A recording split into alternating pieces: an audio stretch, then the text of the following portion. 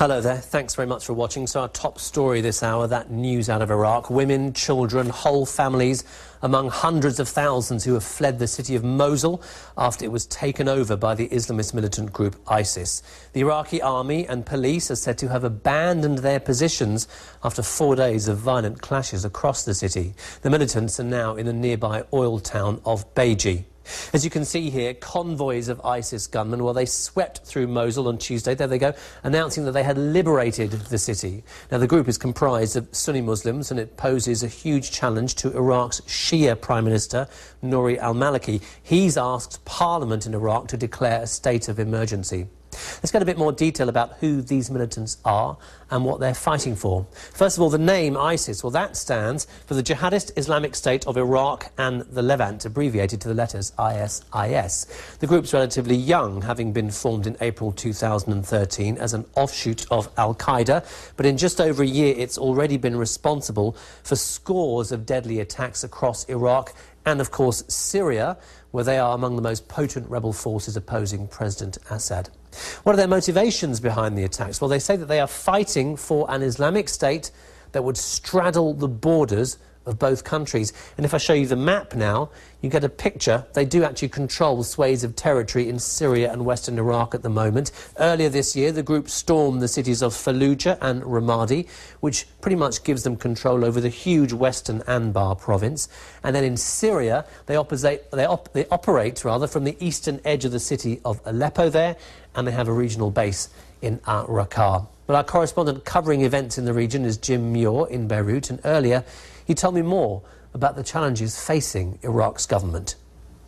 Well, the Iraqi government has shown itself incapable of doing anything. Don't forget that we're even talking just about a caretaker government at the moment, in theory, because Mr. Maliki may have come out ahead in the May elections, but he has yet to form a government, so everything's sort of up in the air, and his rule is being challenged. Now, I think what's happening to a large extent, or certainly quite a big extent, is the product of the fact that he has failed to bring on board the Sunni community in a way that makes it feel included in the political process, and that has provided very fertile soil for the extremists to move in and exploit.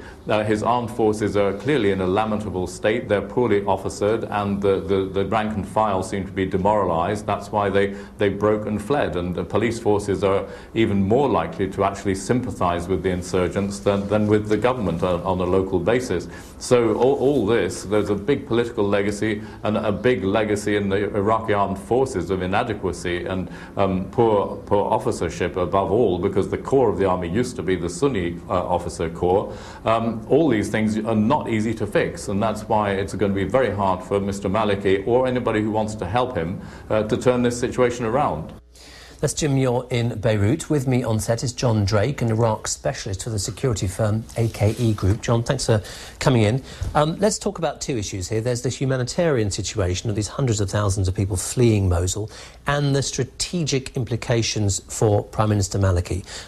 Let's focus on the strategic implications. How big a loss is this for him? This is major. This is a very large city in Iraq, and it's not only significant in terms of its economic importance, but it gives access to a large area of territory that the militants will then be able to use for raising finance from the local population, smuggling weapons, smuggling fighters, conducting training and preparing, using as a launch pad for attacks into other parts of the country. So because they've taken the city of, I think, 2.5 million people, they now pretty much have their stamp across the area that it sits in. And we're hearing, obviously, as well, that they have moved into this oil refinery town of Beji as well. So that suggests a further advance as well. That would be another major economic loss to the government. Obviously, Iraq relies heavily on its hydrocarbon revenues, so that's another significant shock to the government. There doesn't seem to be any likelihood that they're going to be able to take back significant amounts of territory anytime soon now, seeing as they face so little opposition and the military forces have withdrawn so far from the battleground. Now, we have been hearing today from other people who've been saying that Iraq does have, quite a large army, but there are questions over its capability. What are the options now, realistically, for Prime Minister Nouri al-Maliki to beat back the ISIS militants? Well, if you look back to the height of the insurgency, the US military, the most powerful military in the world, struggled to contain militancy in the central region. So the Iraqi army is not as well trained, it's not as battle-hardened, it doesn't have the same resources as the US military by any comparison. So they're going to struggle regardless.